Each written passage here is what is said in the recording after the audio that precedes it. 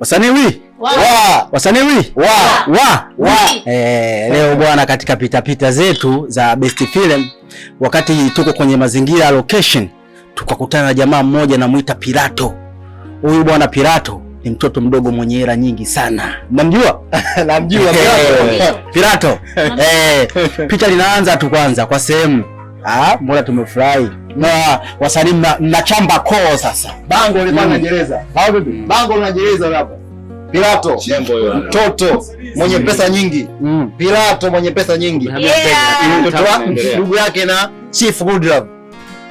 Nembo inajeleza hapa. Kwa nembo umeona hela. Nembo inajeleza. Ukiona nembo umeona hela. Na pia umeona nembo umeona hela. Na pia mwenyewe nakwambia ukiona nembo umeona hela. Umeona pesa. Kwa hiyo pesa tumeiona hapa. Hapo sisi tumeiona. Najua mimi leo nitavuna milioni 10 hapa. Sio mbaya. Na hapa umesikia, hii ni soda tu, ni kama chai tu. Fungua kinywa hichi. Na uzuri wa Pirato bwana, Pirato yeye haongopi. Haongopi.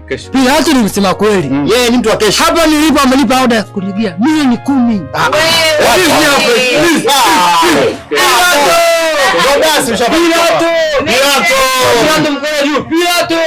Pirato pesa nyingi.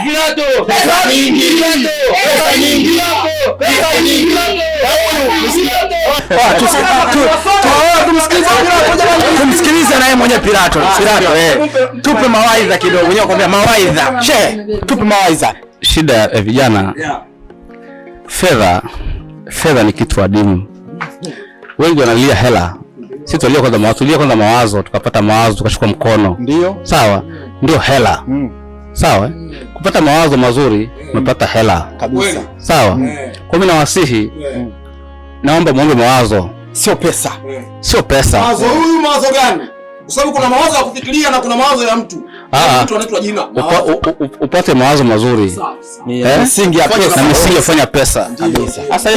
Sasa hii ngupa pesa utaila leo na kesho. Ngupa mawazo utakula maisha yako yote. Imeisha hiyo. Kwa hiyo kichwa cha habari ni kwamba mawazo brother, tunakubali sana. Mungu akuweke brother. Mungu akuweke, maisha 750 hapa duniani ukae. Mambo mifumo.